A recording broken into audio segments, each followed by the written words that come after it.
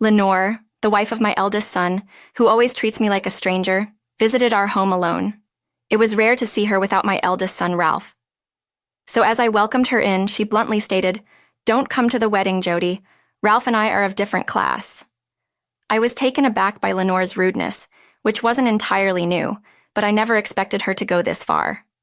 Confused, I asked, "What do you mean by that?" Lenore sighed heavily, as if looking down on me, and began, "I hate how clueless you are. I graduated from a top university and work at the same prestigious trading company as Ralph. But Jody, she went to a third-rate college and is just an insurance salesperson. It's embarrassing to have someone who does a job anyone could do as part of my family." Annoyed, I replied, "Could you not look down on insurance sales? It's not an embarrassing job, you know." As soon as I said this, Lenore retorted with a nasty smile. "Oh, Jody's angry, scary. Anyway, it's already decided. Ralph will surely agree with me." Exhausted, I simply said, "Okay."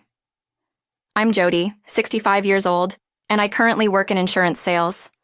I've been with the same company since graduation, now working under employment. It's a tough job dealing with failed contracts and customer complaints, but it's rewarding, especially when I land a big new contract and everyone in the sales department congratulates me. I'm a single mother now. My husband and I had differing values, constantly arguing. Ralph, our son, was old enough to witness these unpleasant times. Eventually, the marriage filled with arguments ended, and my husband refused to take Ralph with him. Despite financial uncertainties, I chose to raise Ralph myself. Balancing work and parenting, especially through his rebellious phase, was challenging, but I managed. "The hard-working Ralph I want to marry, and I'd like you to meet her," Ralph told me. It was Lenore, a colleague he grew close to at work. Today was the day Ralph would bring Lenore over. Though Ralph and I lived together, he went out to pick up Lenore. The doorbell rang, and there they were. "Nice to meet you. I'm Lenore. Sorry for the sudden visit. I brought you something small," Ralph and Lenore said, as she handed me a paper bag with famous cookies from a well-known department store. "Oh my, you didn't have to go through the trouble. Thank you." "No, it's just a small gesture," Lenore modestly gestured. "Thank you for the lovely gift. Please come in," I invited Ralph and Lenore in with a smile. We started with casual conversation. Lenore shared about her upbringing, how she and Ralph got close, and even Ralph's work life, which she spoke of fondly. Then Lenore curiously asked me, "By the way, what do you do for work, Jody?"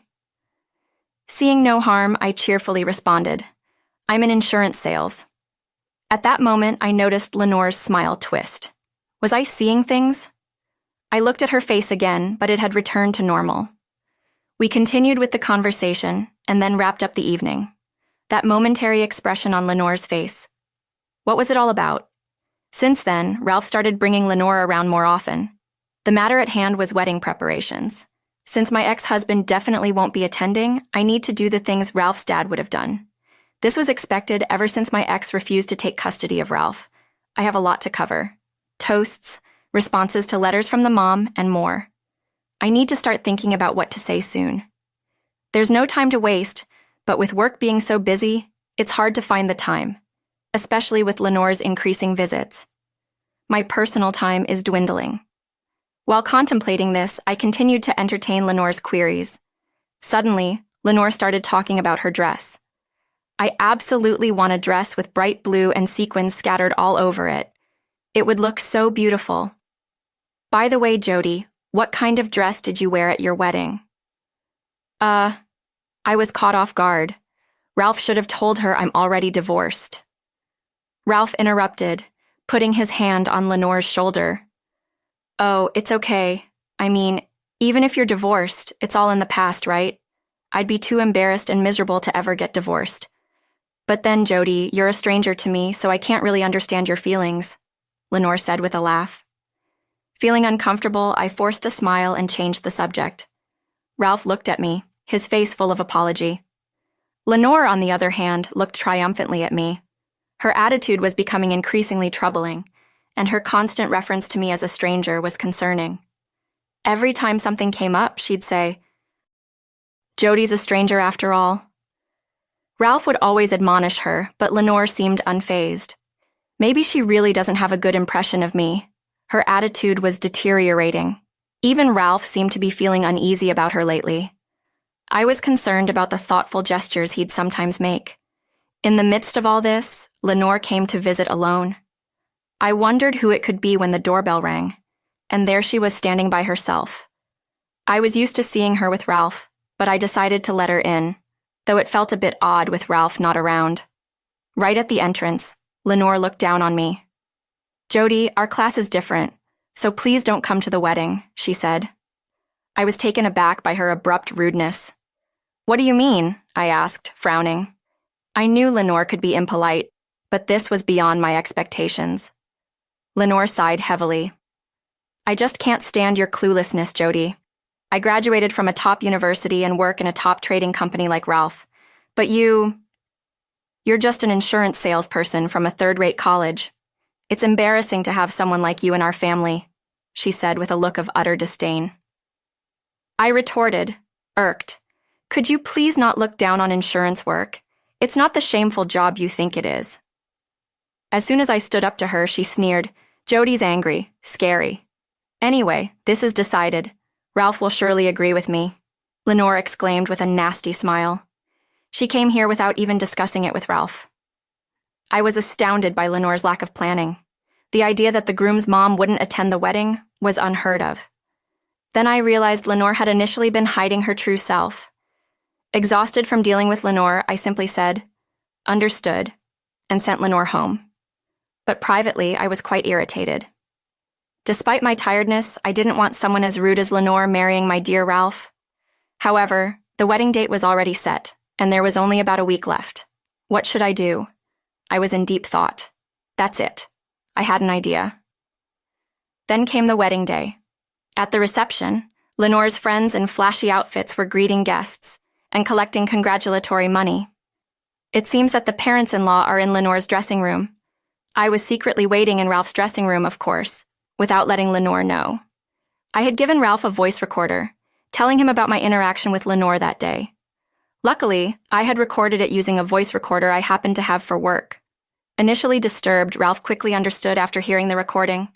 In the end, Ralph was crying and got very angry for me. He decided to cancel the wedding and break off the engagement with Lenore. But it was just a week away from the wedding. Canceling now would incur a hefty cancellation fee, so we decided to give Lenore a bit of a painful lesson. Finally, the wedding began. As it was a restaurant wedding, the ceremony itself felt more like a casual reception. I decided to wait near a door close to the exit where I could see inside without being noticed by Lenore. Next, the entrance of the bride and groom was announced. The host opened the doors for Ralph and Lenore to enter. Initially smiling, Lenore's expression froze as she glanced around and muttered. Understandably so, on the wedding day, all the relatives were inexplicably absent. It made sense for Ralph's relatives to be missing. Ralph and I had gone around to each relative, bowing our heads and asking them not to attend. But Lenore's relatives were also absent. The seats were all empty. The parents-in-law seemed awkwardly scanning around. They probably couldn't understand why no one was sitting at the relatives' tables. Lenore's friends, too, seemed perplexed upon seeing two completely empty tables, quietly discussing something among themselves. In this situation, Ralph borrowed a microphone from the host and announced, "The wedding is canceled, and this will be a dinner party instead," laughing loudly. "What?" exclaimed Lenore. But this wasn't the end of the revenge on Lenore. As the venue descended into chaos, Ralph continued, "Today, I was supposed to marry Lenore standing beside me. However, Lenore has been treating my mom as a stranger and has always been terrible to her. She even commanded that my mom not attend today's wedding. Here's the proof." Then, the audio from that day played in the hall. "Don't come to the wedding because Jod and I are of different classes." The ugly laughter of Lenore echoed along with her words. Lenore's dad, Hui, and mom, Tiana, seemed to have just learned the reason for my absence from the wedding. They asked Lenora in a shaken voice, "Hey, Lenore, what's this about?" Lenore stood there in her dress, her face turning pale.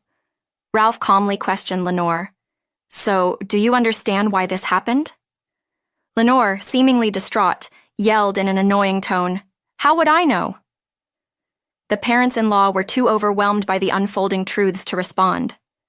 Since no one was answering, Ralph spoke up again more energetically.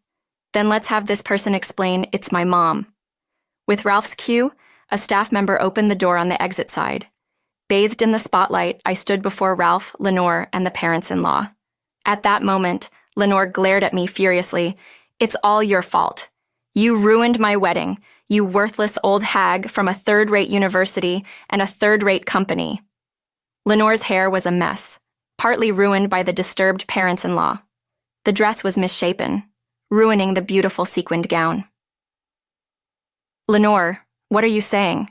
That's Ralph's mom. Huai loudly reprimanded her. Yes, Lenore, that's beyond rude. Tiana, her eyes brimming with tears, was appalled by her daughter's disgraceful behavior. It's not rude, Lenore was about to complain to me more when I sternly interrupted her. I get it, Lenore. You don't like me, but I won't tolerate such disdainful attitude towards me, even if I was to be your in-law, I told her. Lenore clicked her tongue, her true nature completely exposed. I didn't know you were like this, Ralph muttered, looking disillusioned. Why do you think Leno's relatives aren't here today? I asked. Lenore turned away, indifferent. Yep, unfortunate. Your lack of understanding, Lenore, is really detestable. I casually threw back the line Lenore had said to me that day. Lenore glared at me, her expression twisted and unbearable to watch. Ralph was also distancing himself from Lenore. You stop it already. That's way too rude to me. Lenore seemed to have completely forgotten her past remarks to me. No, the rude one is you, Ralph retorted, unable to hold back. Huh. I sighed in exasperation and explained, well, the answer is all of Leno's relatives are actually my clients. So, I explained the situation to them and asked them to not attend. Did you know, Lenore? Lenore muttered, stunned. Well, that's Lenore for you. Slow on the uptake. Ralph laughed heartily, showing no sympathy. However, Ralph suddenly stopped laughing and turned serious. No matter how smart you are or which famous company you work for, I can't marry someone who looks down on my mom. My mom is not someone you can belittle. Today the engagement is off, and Lenore and I are strangers. Please never involve yourself with me or my mom again, I said sternly, almost spitting the words out.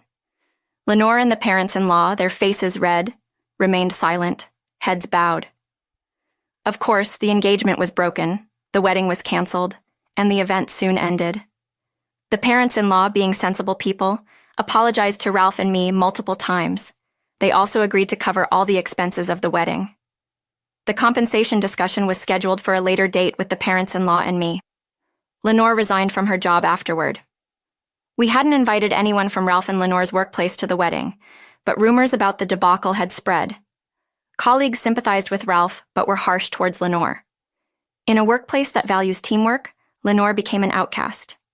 Eventually, unable to withstand the constant bad-mouthing, the mentally strong Lenore quit. One day, she left a resignation letter on her desk and disappeared. Before vanishing, Lenore approached Ralph. I want to get back together with you, she pleaded for reconciliation, and tell everyone at work that I'm not bad. But Ralph refused. Everything with her attitude returning to how things were was impossible. She also came to me several times, asking, tell Ralph to get back together with me, but I ignored all her requests.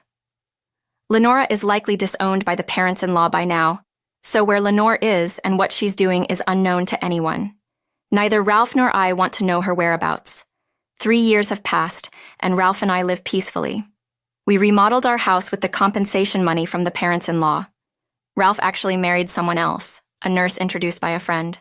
She's straightforward and fearless, always speaking her mind. Ralph's new wife even offered to live with me, worrying about me being alone.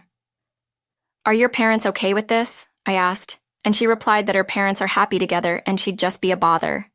So Ralph's new family and I decided to live together in this remodeled house. Actually, we're about to have one more. Ralph's wife is expecting a baby in about 3 months. Work is busy but fun, and the family will soon become noisier but seemingly more enjoyable. Looking forward to the busier days ahead with a baby. I feel motivated to keep going.